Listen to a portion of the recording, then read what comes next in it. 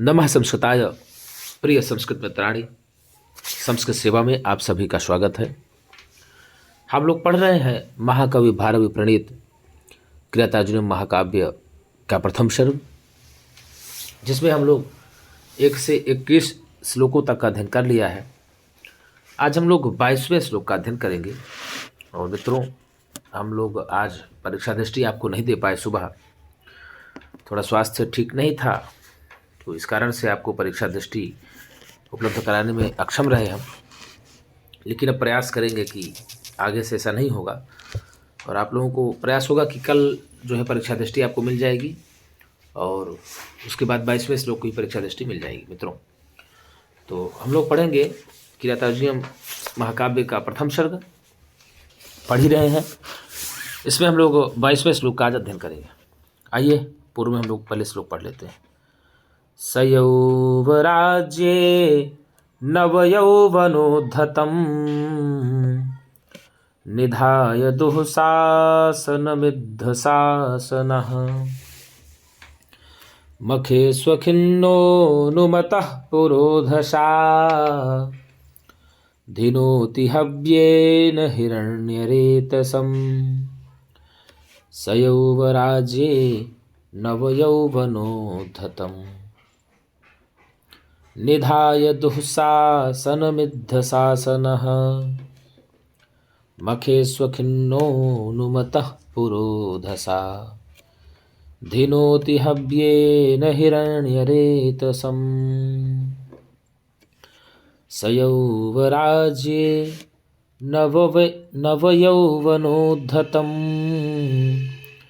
निधाय दुःशासनमिद्धशासनः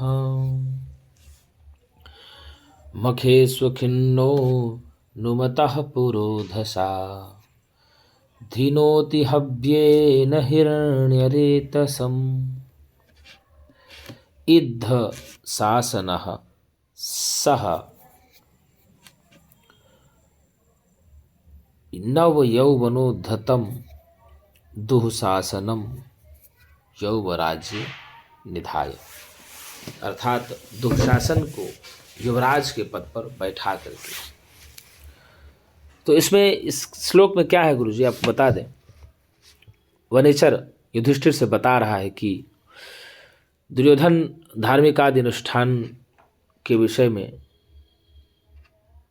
जो दुर्योधन धार्मिक आदि अनुष्ठान कार्य कर रहा है, उसी के विषय में वनेचर युधिष्ठिर से बता रहा है कि दुर्योधन दुशासन को राज्य का पूरा भार सौंप करके स्वयं धार्मिक कार्यों में संलग्न रहता है।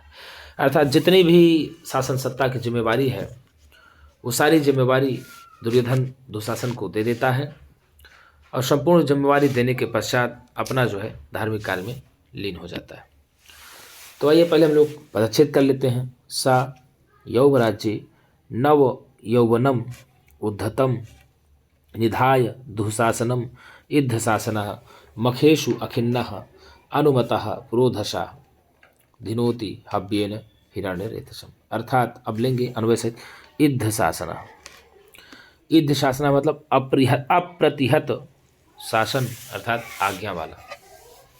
अप्रतिहत शासन अर्थात आज्ञा वाला, अर्थात अटूट, जिसको आज तक कभी किसी ने पराजित ना किया हो, जिसको कभी भी तोड़ा ना गया हो। अटूट एक प्रकार से अप्रतिहत का मतलब होता है।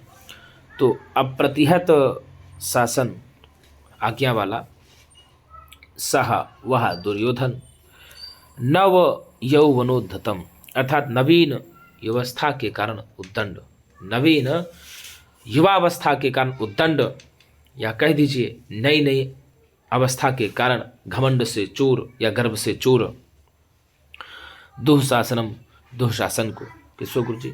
दुःशासन को यौवराज्ये निधाय, अर्थात युवराज के पद पर निधाय नियुक्त करके या बैठा करके। पुरोधशा, पुरोहितों के द्वारा। किसके द्वारा गुरुजी? पुरोहित के द्वारा। अनुमतः, अनुमति लेकर के, पुरोहित से अनुमति प्राप्त करके। अखिन्नः, आलस्य रहित होकर के, दुर्योधन जो है आलस्य रहित होकर के मखेशु यज्ञों में, किसमें गुरुजी? यज्ञों में हिरण्य रेतसम अग्नि देवता को हव्येन हवि के द्वारा, हवन आदि क्रिया के द्वारा धीनोति प्रसन्न करता है या तृप्त करता है। तो सीधे कहा कि अग्नि देवता को आहुति दे करके कौन प्रसन्न करता है? तो भैया दुर्योधन प्रसन्न करता है। कौन करता है? दुर्योधन। अर्थात दुर्योधन हवन आदि का कार्य कब करता है? तो भैया दुशासन को युवराज के पद पर बैठा करके। दुशासन कैसा है? तो नवीन अवस्था के कारण उद्दट है। क्या है? उद्दंड है या गर्व से युक्त है, ऐसा कह सकते हैं। तो सयौवराजे नवयौवनोद्धतं निधाय दुःशासनमिद्धशासनः मखेष्वखिन्नो नुमतः पुरोधसा धिनोति हव्येन इद्धशासनः अनुलंघनीय आज्ञा वाला सह वह दुर्योधन, अप्रतिहत शासन या आज्ञा वाला वह दुर्योधन, नव यौवनोद्धतम नवीन नवीन व्यवस्था के कारण उद्दंड, दुःशासनम दुःशासन को यौवराज्य युवराज के पद पर निधाय बैठा कर करके, क्या करके गुरुजी? बैठा करके पुरोधसः पुरोहितों की अनुमतः आज्ञा से या पुरोहितों के द्वारा अनुमति को प्राप्त करके या अनुमति लेकर के अखिन्नः आलस्य रहित, अखिन्नः कहा? दुर्योधनः। तो आलस्य रहित होकर के मखेशु यज्ञों में हिरण्यरेतसम अग्नि देवता को हव्येन हवि के द्वारा, हवन आदि क्रिया के द्वारा धीनोति प्रसन्न करता है या तृप्त करता है। तो अनुलंघनीय आज्ञा वाला कौन है? अगर प्रश्न आ जाए गुरुजी कि अप्रतिहत शासन या आज्ञा वाला कौन है? तो भैया दुर्योधन है। कौन है गुरुजी? दुर्योधन है।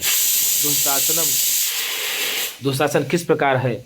तो नवीन अवस्था के कारण या युवावस्था के कारण उद्दंड है। दुर्योधन किसको राज सिंहासन पर बैठाता है? तो दुर्योधन दुशासन को युवराज के पद पर बैठाता है। दुर्योधन दुशासन को युवराज के पद पर बैठा करके क्या करता है? तो भैया हिरण्य देवता को हवि के द्वारा प्रसन्न करता है। अर्थात हिरण्य देवता को हवि या हवन आदि क्रिया के द्वारा दुर्योधन किसकी आज्ञा से प्रसन्न करता है? तो पुरोधसा पुरोहित की आज्ञा से प्रसन्न करता है। मखेश मतलब क्या होगा? तो भैया यज्ञों में होगा। मखेश मतलब क्या होगा? अगर पूछ ले आप तो यज्ञों में। और अखिन्नः, अखिन्नः का मतलब न खिन्नः इति अखिन्नः, अर्थात आलस्य रहित। क्या होगा? आलस्य रहित। तो आलस्य रहित कौन है? तो भैया दुर्योधन है। कौन है? दुर्योधन है। किसकी आज्ञा से दुर्योधन अग्नि देवता को हवि के द्वारा प्रसन्न करता है, तृप्त करता है? तो भैया पुरोधसा पुरोहितों की आज्ञा से। किसकी आज्ञा से? पुरोहितों की आज्ञा से। तो सयौवराज्ये नवयौवनोद्धतं निधाय दुःशासनमिद्धशासनः मखेष्वखिन्नो नुमतः पुरोधसा धिनोति हव्येन हिरण्यरेतसम। अर्थात अप्रतिहत शासन या आज्ञा वाला वह दुर्योधन नवीन अवस्था के कारण उद्दत या घमंड से गर्वित दुशासन को युवराज के पद पर बैठा करके पुरोहितों की आज्ञा प्राप्त करके, पुरोहितों की आज्ञा को प्राप्त करके आलस्य रहित वह दुर्योधन मखेशो यज्ञों में हिरण्य देवता को हवि के द्वारा धिनोति प्रसन्न करता है। तो सयौवराज्ये नवयौवनोद्धतं निधाय दुःशासनमिद्धशासनः मखेष्वखिन्नो नुमतः पुरोधसा धिनोति हव्येन हिरण्यरेतसम। अर्थात अप्रतिहत शासन वाला, अप्रतिहत आज्ञा या शासन वाला वह दुर्योधन नवीन अवस्था के कारण गर्वित या उद्दंड दुःशासन को युवराज के पद पर बैठा करके पुरोहितों की आज्ञा को प्राप्त करके आलस्य रहित यज्ञों में हिरण्य देवता को हव्य के द्वारा प्रसन्न करता है। अर्थात दुर्योधन हव्य के द्वारा कौन से देवता को प्रसन्न करता है? तो हिरण्य देवता को प्रसन्न करता है, अग्नि देवता को प्रसन्न करता है। अग्नि देवता को प्रसन्न किसकी आज्ञा से करता है? तो पुरोहितों की आज्ञा से करता है। और अग्नि देवता को प्रसन्न करने के लिए दुर्योधन किसको युवराज के पद पर बैठा देता है? तो भैया दुःशासन को बैठा देता है। दुःशासन किस प्रकार का है? तो नव यौवनोद्धतम दुःशासनम, दुःशासन का विशेषण हुआ नव यौवनोद्धतम अर्थात नवीन अवस्था के कारण उद्दत या गर्व से चूर या गर्वित या उद्दंड, ऐसा आप कह सकते हैं। अब यहाँ पूछ ले आपसे कि सह पद किसके लिए हुआ आया है? तो भैया दुर्योधन के लिए आया है। इद्ध शासन कहा दुर्योधन, कौन है गुरु जी? अर्थात इद्ध शासन पद से किसका बोध होता है? तो दुर्योधन का बोध होता है। और सा पद से किसका बोध होता है? दुर्योधन का होता है। तो साह शब्द जो है यहाँ तत्शब्द का पुल्लिंग रूप है, प्रथमा व्यक्ति एक वचन, ठीक है। साह युवराज्य, तो आपको बता दें जो युवराज क्या है? युवराज यौवराज्य शब्द है, यह अकारांत नपुंसक लिंग में है, सप्तमी विभक्ति एक वचन का है। और नव क्या कहा? नव यौवनोद्धतम, यह जो है नव यौवनोद्धत शब्द है, यह अकारांत पुल्लिंग द्वितीय विभक्ति एक वचन का रूप है। और यह दुःशासनम का विशेषण है। किसका है गुरु जी? दुःशासनम का विशेषण। निधाय तो निधा लेप प्रत्यय है, ठीक है ना। अव्यय भी इसको कहा जाता है। दुःशासनम, तो दुःशासनम शब्द जो है यह अकारांत पुल्लिंग का है, द्वितीय विभक्ति एक वचन का रूप है। और इद्ध शासना जो है गुरु जी, क्या कहा? इद्ध शासन, तो इद्ध शासन शब्द है यहाँ अकारांत है, पुल्लिंग है, प्रथम विभक्ति एक वचन का रूप है। और इद्ध शासनः यह सपद से विशेषण है। इद्ध शासनः कहा तो दुर्योधन का बोध होता है। मखेशु, तो मख शब्द है, यह अकारांत पुल्लिंग है और सप्तमी विभक्ति बहुवचन है। इसका अर्थ होता है गुरु जी यज्ञों में। और अखिन्नः, क्या यह अखिन्न शब्द है? यह भी अकारांत पुल्लिंग है, प्रथम विभक्ति एक वचन है और यह सह का विशेषण है। मखेश अखिन्नः कहा तो मखेश अखिन्नः दुर्योधनः। और अनुमतः, क्या कहा गुरु जी? अनुमतः यह हनुमत शब्द है और अकारांत है, पुल्लिंग है, प्रथम विभक्ति एक वचन है, यह भी विशेषण ही है, ठीक है।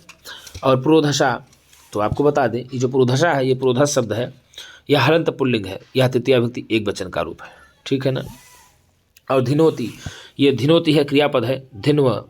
धिन्व है, लट लकार प्रथम पुरुष एक वचन। क्या है गुरु जी? धिन्व से लट लकार प्रथम पुरुष एक वचन। आपको बता दें धिन्वी प्रीणने धातु है। कौन सी धातु है?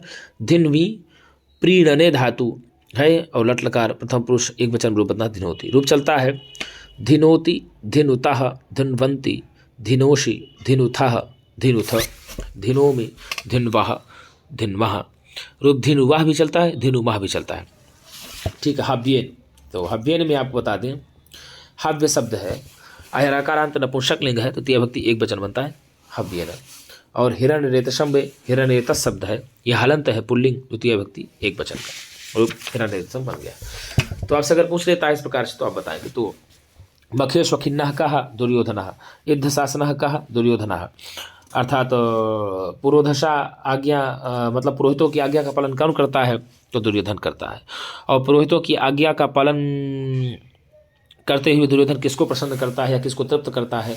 तो अग्नि देवता को प्रसन्न करता है, ठीक है ना। किस अग्नि देवता को दुर्योधन किसके द्वारा प्रसन्न करता है? तो अग्नि देवता को दुर्योधन हवि के द्वारा प्रसन्न करता है, हवन आदि क्रिया के द्वारा प्रसन्न करता है। नव यौवनोद्धतम से किसका संबंध है? तो दुःशासनम का संबंध है। दुःशासन का विशेषण क्या है? तो नव यौवनोद्धतम है। यौवराज्य का मतलब युवराज के पद पर बैठा करके, ऐसा आप लेंगे। अगर आपसे पूछ ले कि इद्ध शासना में कौन सा समास है? तो भैया इद्धम शासनम यस्य सह बहुव्रीहि समास। कौन सा समास है? इद्ध शासना में बहुव्रीहि समास होगा। कौन सा? बहुव्रीहि समास हो जाएगा इद्ध शासना में, ठीक है। और नव यौवनोद्धतम में कौन सा समास होगा? तो भैया आप जान लीजिए नवम च तत् यौवनम, नव यौवनम। और नव यौवनेन उद्धतः इति नव यौवनोद्धतः बन जाएगा, तृतीय तत्पुरुष समास होगा। और तम नव यौवनोद्धतम बन जाएगा। और दुःशासनम तो दुखेन शास्यते इति, क्या कहा, दुखेन शास्यते इति दुःशासनः तम दुःशासनम, आप लोग जान ही रहे हैं। तृतीय तत्पुरुष समास हो जाएगा। और यौवराज्य, तो यौवराज्य में अगर कहेंगे तो युवा चासौ राजा इति युवराजः कर्मधारय समास हो जाएगा। युवा चासौ राजा इति युवराजः कर्मधारय समास हो जाएगा। और तस्य कर्म यौवराज्यम तस्मिन् यौवराज्य बन जाएगा। और अखिन्नः न खिन्नः इति अखिन्नः, न खिन्नः इति अखिन्नः नई तत्पुरुष समास हो जाएगा।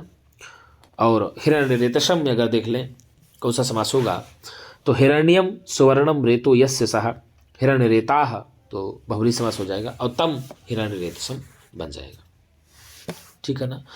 और सौ यौवराज्य में अगर पूछ ले आपसे कि कौन सी संधि होगी, तो विसर्ग संधि हो जाएगी। कौन सी? विसर्ग संधि हो जाएगी। और नव यौवनोद्धतम, तो यौवन धन उद्धतम, नव यौवन धन उद्धतम, तो आपको बता दें गुण संधि हो जाएगी। और मखेश खिन्ना में तो मखेश धन अखिन्ना, यण संधि हो जाएगी। और अखिन्नोनुमतः, तो अखिन्ना धन अनुमतः में विसर्ग संधि हो जाएगी। कौन सी? विसर्ग संधि हो जाएगी। और क्या कहा, हव्येन हिरण्यरेतसम धिनोति, हव्येन हिरण्यरेतसम धिनोति, अर्थात किसके द्वारा वह अग्नि देवता को प्रसन्न करता है। तो भैया अग्नि देवता को प्रसन्न करने का साधन कौन है? तो हवि है। क्या है? हवि है। तो हिरण्य देवता को प्रसन्न करने का सबसे ज्यादा साधकतम कौन है? तो हवि है। तो इसीलिए साधकतमम, क्या कहा, साधकतमम करणम सूत्र से हव्येन में तृतीया विभक्ति हो जाएगी। क्या हो जाएगी?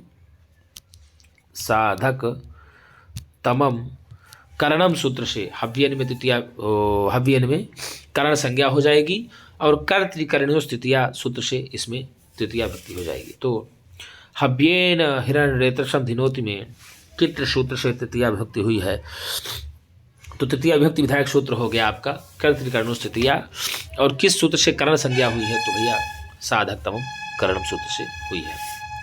और आपको बता दें, जो शासनम में आपसे अगर पूछ ले कि कौन सा प्रत्यय है, शासनम में यदि पूछ ले कौन सा प्रत्यय है, तो सास धातु से लुट प्रत्यय लग करके बन जाता है शासनम। और यौवनम में कौन सा है? तो यौवनम में भाई साहब आपको बता दें युवन से अण प्रत्यय होकर के बन जाता है यौवनम। उद्धता में उद्धतम दिया ना, तो उदहन ता प्रत्यय हो जाएगा, उद्धता, उद्धतम बन जाएगा, ठीक है ना। और दुःशासनम में अगर पूछ ले आपसे, यही कहा ना, तो दुःशासनम में आपको दुर्शास युष प्रत्यय होकर के दुःशासनम बन जाएगा। यौवराज्यम, यौवराज्य, तो भैया युवराज से प्रत्यय बन करके युवराज बनता है, यौवराज्य बन जाता है, ठीक है। और निधाय में तो निधा लिप प्रत्यय होकर के निधाय बन जाता है। और पुरोधशा की बात किया जाए तो गुरु जी जो पुरोधशा है या पुरस्धा असी हो जाता है। अनुमतः तो अनुमन ता प्रत्यय हो जाएगा, अनुमतः में अनुमन और ता प्रत्यय हो जाएगा, ठीक है। और अखिन्ना तो न खिद ता प्रत्यय बन करके अखिन्ना बन जाता है। और ये जो हव्येन है गुरु जी, हव्येन तो हु से यत और टा लग करके हव्येन बन जाता है। और धिनोत की बात करें तो धिन भी प्रीणने धातु है और लट लकार, धिन भी प्रीणने धातु के लट लकार प्रथम पुरुष एक वचन का रूप होगा, रूप चलता है धिनोति धिनुता धिनवंती धिनोषि धिनुथा धिनुथ धिनो में धिनवा धिनुमा, ऐसे रूप चलता है। और इस श्लोक में यदि बात किया जाए तो अलंकार कौन सा होगा, तो गुरु जी इस श्लोक में आपको बता दें अलंकार होगा, अनुप्रास अलंकार होगा। कौन सा? अनुप्रास अलंकार होगा। देखो ना ना वा है कि नहीं है, तो ना वा की आवृत्ति आ रही है, वाह आवृत्ति आने के कारण से यहाँ पर अनुप्रास अलंकार हो जाता है। अनुप्रास आप लोग लक्षण भी जानते हैं, अनुप्रासः शब्द साम्यम वैषम्ये स्वरस्य, अर्थात स्वरों की विषमता रहने पर भी शब्द अर्थात पद अथवा पदांश के साम्य को अनुप्रास कहते हैं। स्वरों की समता हो चाहे ना हो गुरुजी, किंतु जो व्यंजन वर्ण होते हैं उनकी बार आवृत्ति होने के कारण ही अनुप्रास अलंकार हो जाता है। और आपको बता दें गुरुजी ये जो उद्धतम दिया है ना, है उद्धतम, और निधाय दिया हुआ है ना, पुरोधशा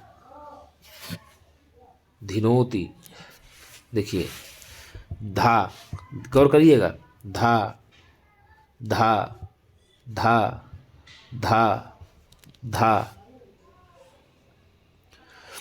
कि बार बार आवृत्ति हो रही है कि नहीं हो रही है।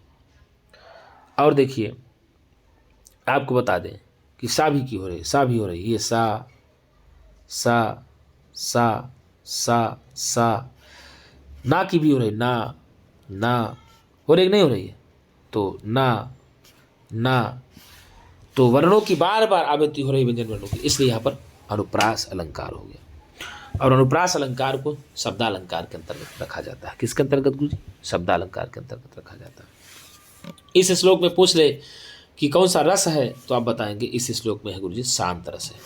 कौन सा रस है? शांत रस है। और छंद की बात किया जाए तो वंशस्थ छंद है। कौन सा छंद है? वंशस्थ छंद है। और गुण क्या है? तो प्रासाद गुण है। और रीति है वैदर्भी।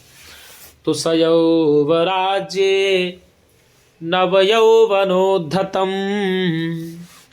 निधाय दुःशासनमिद्धशासनः मखे स्वखिन्नोऽनुमतः पुरोधशा दिनोति हव्येन हिरण्यरेतसम्। अप्रतिहत शासन या आज्ञा वाला वह दुर्योधन नवीन व्यवस्था के कारण से उद्दंड या उद्धत या गर्भ से चूर दुःशासन को युवराज के पद पर बैठा करके पुरोहितों की आज्ञा को प्राप्त करके खिन्न मन वाला अर्थात आलस्य रहित होकर के वह दुर्योधन यज्ञों में हिरण्यतम हितशम अर्थात हिरण्य देवता को, अग्नि देवता को हव्य के द्वारा धिनोति तृप्त करता है या प्रसन्न करता है। तो हिरण्य देवता को किसके द्वारा दुर्योधन प्रसन्न करता है? तो हव्य के द्वारा प्रसन्न करता है। हिरण्य देवता को कौन प्रसन्न करता है? तो हिरण्य देवता को दुर्योधन प्रसन्न करता है।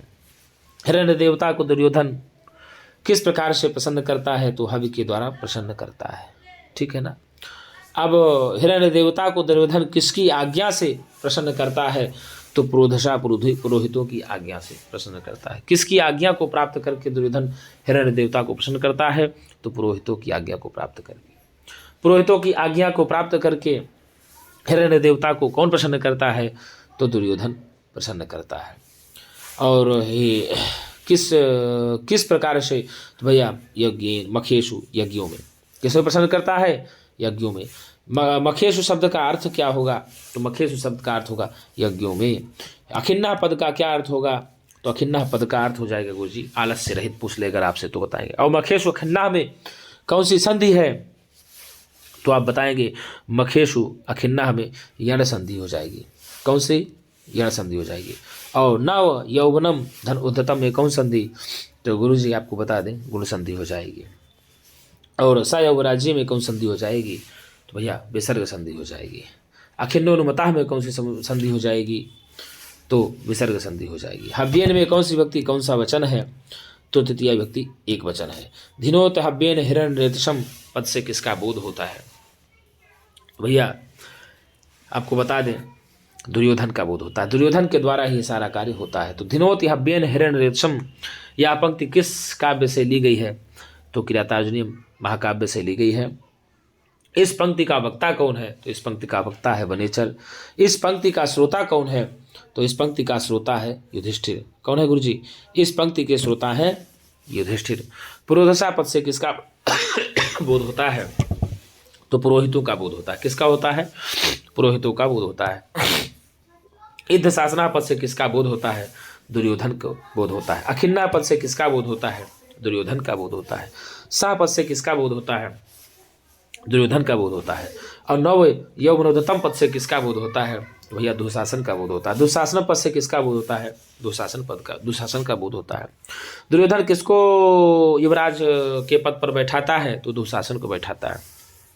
दुःशासन की अवस्था कैसी है? तो भैया नव यौवनोद्धतम है। युवावस्था के कारण, जवानी के कारण उद्दंड है अर्थात प्रमत्त है, मदमस्त है, ऐसा भी कह सकते हैं। गर्भ से चूर है। निधाय में कौन सा प्रत्यय है, तो निधाय में ल्यप प्रत्यय, निधा ल्यप प्रत्यय। इस प्रकार से प्रश्न इसमें बन सकते हैं मेरे मित्रों। तो यदि आपको मेरी वीडियो अच्छी लगे तो आप लोग एक बार लाइक और सब्सक्राइब जरूर करिएगा। तो मित्रों आज के लिए इतना ही, हम पुनः एक नई वीडियो के साथ मिलेंगे, तब तक के लिए नमः संस्कृताय।